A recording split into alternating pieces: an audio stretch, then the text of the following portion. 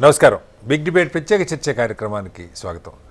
దశాబ్దాలుగా రిజర్వేషన్లు దేశంలో అమలవుతున్నాయి. ముఖ్యంగా ఓబీసీ రిజర్వేషన్ 30 సంవత్సరాల క్రితం ప్రారంభమైన ఎస్సీ ఎస్టీ రిజర్వేషన్ జాతీయ స్థాయిలో స్వతంత్రం వచ్చినప్పటి నుంచి దాదాపుగా అమలవుతుంది.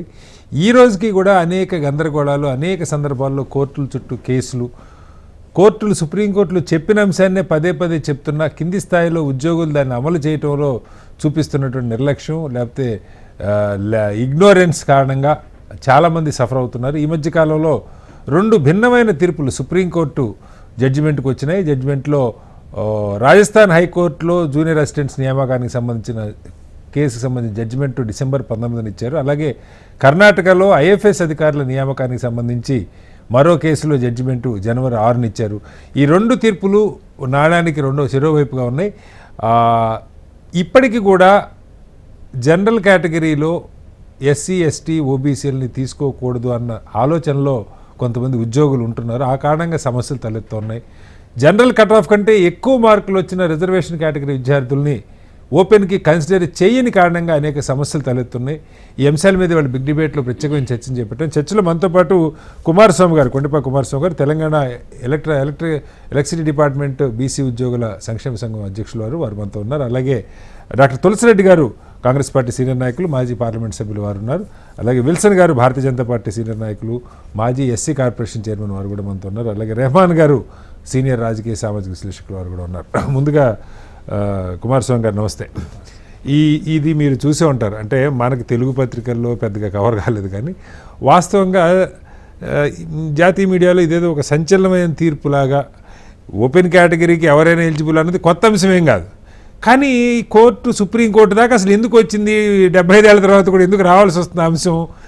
ఏం జరిగిందంటే రాజస్థాన్లో 300 మార్కులకి ఒక రిటర్న్ టెస్టు, ఆ టెస్ట్కి కట్ ఆఫ్ పెట్టారు. దాని తర్వాత 100 మార్కులకి computer operator test, type test. ఈ 300 మార్కులు దానిలో ఎస్సీ కేటగిరీలో పిల్లలకి జనరల్ కట్ ఆఫ్ కంటే ఎక్కువ మార్కులు వచ్చిన పిల్లలు కూడా టైప్ టెస్ట్కి సెలెక్ట్ కాల. వాళ్ళు కోర్టుకి వెళ్ళారు. ఎందుకంటే వాళ్ళు ఏం చెప్తున్నారు, జనరల్ కేటగిరీ కిందకి వీళ్ళు రారు కదా, వీళ్ళు ఎస్సీ కేటగిరీ కిందకి వస్తారు కదా అని కోర్టులో కోర్టు రిజిస్ట్రార్ గారు కేసు పెట్టారు. దాన్ని సుప్రీంకోర్టు దాకా వెళ్లాల్సి వచ్చింది. సుప్రీంకోర్టు దాని మీద వివరణ ఇవ్వాల్సి వచ్చింది. ఏంటి అసలు ఎందుకు ఇంత గందరగోళం ఉంటుంది? అలాగే కర్ణాటకలో ఐఎఫ్ఎస్కి సంబంధించి ప్రిలిమినరీ 2 టెస్టులు, అవి ప్రిలిమినరీ అండ్ మెయిన్స్కి మనకు తెలుసు. ప్రిలిమినరీలో ఎస్సీ కట్ ఆఫ్ ఏమో తక్కువ ఉంది, ఓపెన్ కట్ ఆఫ్ న్యాచురల్గా ఎక్కువ ఉంటుంది. ఈ ఎస్సీ కట్ ఆఫ్ తక్కువ ఉన్న కారణంగా ఓపెన్ కట్ ఆఫ్ కంటే కొద్దిగా తక్కువ మార్కులతో ఒక అబ్బాయి, ఎస్సీ అబ్బాయి మెయిన్స్కి సెలెక్ట్ అయ్యాడు. ఇంటర్వ్యూతో కలుపుకుంటే ఫైనల్గా అతనికి బెటర్ ర్యాంక్ వచ్చింది. ఓవరాల్ ర్యాంక్లో 19th ర్యాంక్ వచ్చింది. ఒక ఓసీ అతనికి 37వ ర్యాంక్ వచ్చింది. ఆ కేసులో మాత్రం సుప్రీంకోర్టు ఏం చెప్పిందంటే, ఒక స్థాయిలో నువ్వు రిజర్వేషన్ వాడుకున్నావు, ఒకే ఎగ్జామ్లో ఒక స్థాయిలో రిజర్వేషన్ వాడుకొని అవైల్ చేసుకొని మెయిన్స్కి వచ్చావు కాబట్టి నిన్ను రిజర్వేషన్ కేటగిరీ కింద కన్సిడర్ చేస్తారని, అది జనవరి 6న వచ్చిన తీర్పు. ఈ 2 తీర్పులు అసలు ఎలా అర్థం చేసుకోవాలి? ముఖ్యంగా అసలు ఓపెన్ కేటగిరీ అంటే ఓన్లీ ఫార్వర్డ్ కమ్యూనిటీ అన్న భావన ఇంకా 75 ఏళ్ల తర్వాత కూడా ఉంది. ఎందుకు రిజర్వేషన్ రివర్స్ అయిపోతుంది కదా? ఎందుకంటే ఇప్పుడు మనకు ఇది ఎవరైనా క్యాండిడేట్ అన్రిజర్వ్డ్ పోస్టులకి, అంటే జనరల్ కేటగిరీ, ఓపెన్ కేటగిరీ రకరకాలుగా చెప్తాం. అన్రిజర్వ్డ్ కేటగిరీ లేదా జనరల్ కేటగిరీ, ఓపెన్ కేటగిరీ అంటే irrespective of caste, community, gender and area, ఎవరైనా టాప్ మెరిట్ వాళ్ళని తీసుకోవాలి. ఇది ఎస్టాబ్లిష్డ్ లా. ఇవాళ వచ్చినటువంటి సుప్రీంకోర్టు తీర్పు, ఒక బెంచ్, 2 జడ్జిలు ఇచ్చినటువంటి తీర్పు. మన గతంలోనే రాజ్యాంగ ధర్మాసనాలు వీటి మీద తీర్పు ఇచ్చినాయి. ఏంటంటే రాజ్యాంగ ధర్మాసనాలు Indra Sawhney versus union of India 9 మంది జడ్జిల రాజ్యాంగ ధర్మాసనం, ఇది మండల్ కమిషన్ తీర్పులో చాలా స్పష్టంగా చెప్పింది.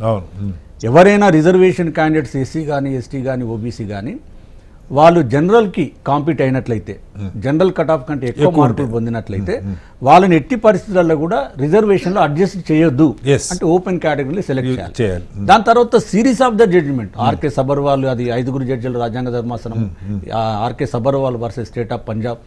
దాని తర్వాత ఈ మధ్య కాలంలో 2021లో Saurav Yadav versus state of Uttar Pradesh case. ఇక దీని మీద, ఈ మెరిట్ దాని మీద చాలా కేసులు ఉన్నాయి, చాలా తీర్పులు ఉన్నాయి. అయినా కూడా ఇవాళ ఏంటంటే ఎగ్జిక్యూషన్లో ఇది అమలు చేసే అధికారులలో ఇంకా చీమ గుట్టినట్లు కూడా లేదు. ఎందుకంటే ఈ సర్వీస్ మ్యాటర్స్ల లోపల ఎస్టాబ్లిష్డ్ లాను కూడా అమలు చేయలేని పరిస్థితిలో ఉన్నారు. ఎందుకు?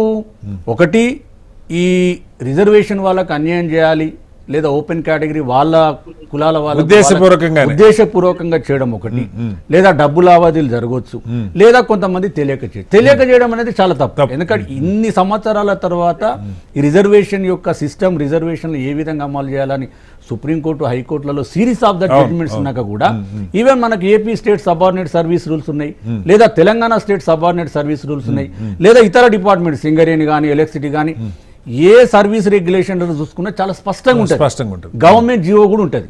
ఎవరైతే ఎస్సీ ఎస్టీ బీసీ క్యాండిడేట్స్ కానీ, ఉమెన్ కానీ, పర్సన్ విత్ డిజబిలిటీ, దివ్యాంగులు కానీ, ఈ రిజర్వ్డ్ కేటగిరీలో ఉన్నటువంటి అభ్యర్థులు ఎవరైనా కూడా ఓపెన్ కాంపిటీషన్ లోనే వాళ్ళ మార్కులు మంచిగా వచ్చినట్లయితే అక్కడే ఫస్ట్. ఈవెన్ మెడికల్ సీట్లలో ఈ మైగ్రేషన్ సిస్టమ్ కూడా ఉన్నది. మెరిటోరియస్ రిజర్వ్డ్ క్యాండిడేట్ కనుక ఎగ్జాంపుల్ మనకు ఈ ఇప్పుడు ఫస్ట్ జనరల్ కేటగిరీ ఫిలప్ చేస్తారు. జనరల్ కేటగిరీ ఫిలప్ చేసినప్పుడు ఎస్సీ ఎస్టీ బీసీ క్యాండిడేట్లు ముందు మెరిట్ లో ఉన్నప్పుడు ముందు కౌన్సిలింగ్ లో అటెండ్ అయ్యి ఆదిలాబాద్ మెడికల్ కాలేజీలో ఎంబీబీఎస్ సీట్ తీసుకుంటాడు. తీసుకొని నెక్స్ట్ రిజర్వేషన్ వైజ్ గా ఫిలప్ చేసినప్పుడు రిజర్వేషన్ కౌన్సిలింగ్ కూడా అతను అటెండ్ అవుతాడు. అటెండ్ అయినప్పుడు ఆయనకు ఉస్మానియా మెడికల్ కాలేజీలో మంచి ఎంబీబీఎస్ సీట్ రావచ్చు. ఆ సీట్ ఎవరైతే మైగ్రేట్ అయిందో ఆ సీట్ ను ఏ కమ్యూనిటీ అయితే మైగ్రేట్ అయిందో ఆ కమ్యూనిటీ చేత అది భర్తీ చేస్తారు. అది ఎస్టాబ్లిష్డ్ లా. దీనికి మన సర్వీస్ రెగ్యులేషన్స్ కూడా చాలా స్పష్టంగా చెప్తున్నాయి. ఇంకా కూడా తప్పులు జరుగుతున్నాయి. మనకు ఉదాహరణకు మనకు పబ్లిక్ సర్వీస్ కమిషన్ తీసుకుందాం, అంటే ఏపీ కానీ ఇటు తెలంగాణ. ఇక్కడ ఆంధ్రప్రదేశ్లో ఇంకా ఆర్టికల్ 371D ఉన్నప్పుడు ఈ area wise reservation local non local ఉంది కదా, ఇక్కడ కూడా తప్పులు జరుగుతున్నాయి. ఏ విధంగా జరుగుతున్నాయి అంటే ముందు ఈ లోకల్ వాళ్ళకు న్యాయం చేయాలనే ఉద్దేశంగానే ఈ ప్రాంతీయపరమైనటువంటి రిజర్వేషన్ వచ్చింది. ఈ local non local quota, local వాళ్ళ కోటా పెట్టిండు. ఈ నాన్ లోకల్ ఇప్పుడు ఒక జియో 124 ఉంటుంది సార్, మీకు చెప్తాను ఎట్లా అంటే ఆ జియో ఏం చెప్తుందంటే ముందు నాన్ లోకల్ అంటే అన్రిజర్వ్డ్ పోస్టులను భర్తీ చేయండి. అన్రిజర్వ్డ్ కూడా ఎస్సీ ఎస్టీ బీసీ స్లాట్స్ వస్తాయి, ఉంటే స్లాట్స్ ఉంటాయి అక్కడ. తర్వాత లోకల్ భర్తీ చేయండి, duly following rule of reservation అని చాలా స్పష్టంగా జీవో ఉంటుంది. కానీ ఇక్కడ ఇంప్లిమెంట్ చేసే అధికారులు ఏంటంటే వాళ్ళకు అనుకూలంగా ఇంటర్ప్రిట్ చేసుకోవడము, లేదా వాళ్ళ క్యాండిడేట్లకు ఉద్యోగాలు రావాలంటే రిజర్వేషన్లకు అన్యాయం చేయడం. ఇది జరిగిన తర్వాత ఏమైతే ఇది కోర్టుకు వెళ్తుంది. ఇక ఇయర్స్ టుగెదర్ పాపం జీవితాలు నష్టపోయిన వాళ్ళు చాలా మంది ఉన్నారు. వీటి మీద సింగిల్ బెంచ్, తర్వాత డివిజన్ బెంచ్, తర్వాత సుప్రీంకోర్టు. ఈ కోర్టులు ఏం చేయాలంటే ఇప్పుడు ఇలా ఎస్టాబ్లిష్డ్ లా మీద ఎవరైతే వయోలేట్ చేస్తున్నారో వాళ్ళ మీద డిసిప్లినరీ యాక్షన్ తీసుకోవడము, లేదా పెనాల్టీ ఇంపోజ్ చేయడం, అట్లా చేస్తే తప్ప ఈ వ్యవస్థ అంటే ఎగ్జిక్యూషన్ చేసే వ్యవస్థ మారే అవకాశం లేదని నా అభిప్రాయం.